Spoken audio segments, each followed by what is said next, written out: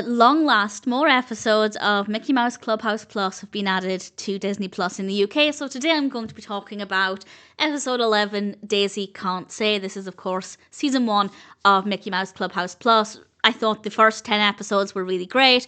Looking forward to seeing what the rest have in store. There will be spoilers as I go through things chronologically and share some thoughts. As always, I like to watch these to see how educational they are and also because they're really good fun. And it starts off with Daisy being really loud and shouting, and there's a great lesson here for anybody, but particularly younger viewers. If you carry on shouting, you're going to lose your voice. And this is exactly what happens to Daisy. And it's a bit of a problem because we have the frog show happening later on and she wants to be able to cheer the frogs on, but she can't do that if she's lost her voice. So the task for the episode is to help make Daisy's voice better. And we have some Mouse-Tools to help, of course, and we have balloons, a bowl, paper and crayons, and the mystery mouse Powell. And I looked at those and thought, how are any of those going to help? I'm not very good at this. I'm not good at guessing what they're going to be used for. I actually thought that the narrative would be trying different things to help Daisy's voice, but the approach they took is slightly different because actually Minnie suggests that they try honey and lemon tea, and that's it. That's the only thing they're going to try. They are kind of putting all of their eggs in that basket. If it doesn't work, they're going to run out of time, but the episode is all about gathering the ingredients to do this. We have a pretty catchy song and some pictures on screen of the different things they need, obviously honey and lemon and tea, and they then use the Mouse-Tools to get the various things that they need. And the first one happens when they talk to a bee, but the bee can't understand their language, so they use the paper and crayons to draw a picture of honey. And I love that it's highlighting a different method of communication. This is particularly useful for young children or maybe children who are non-verbal, but they're able to draw things and show that they have a particular want or need, to show that there are different ways of communicating. I think that's always a really, really great message.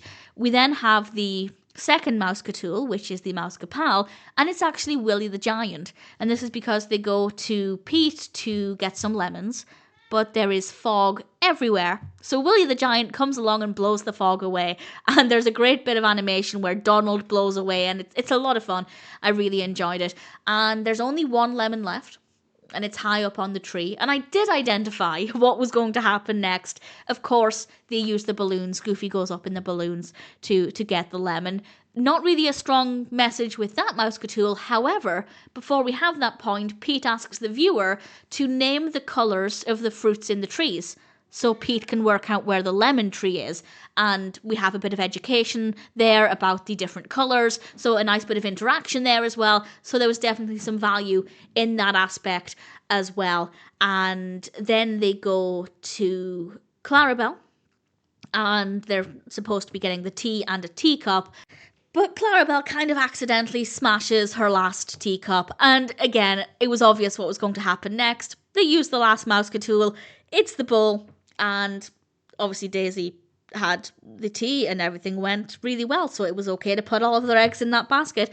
And then we end with the frog show for a bit, and I didn't find it that interesting. I don't really like frogs. I find them to be a little bit creepy, but the animation was fine. It was nice and entertaining enough. Didn't really appeal to me, but it was nice that they were able to round off the episode with the show itself and to show that Daisy was able to take steps to rectify her lost voice. I imagine as a child, it could be quite scary to lose your voice. It's going to be quite difficult to understand where it's gone. Has it gone for good? It could be quite strange. So I like that they showed that if you take the right steps, things will be okay, but also maybe don't shout in the first place. Obviously, there are other reasons why a person might lose their voice, but that is one of the reasons. So I think it has a lot to offer. There are a lot of opportunities for learning. There are some great messages, some beautiful animation. My favourite part being Donald being blown away by Willie the Giant.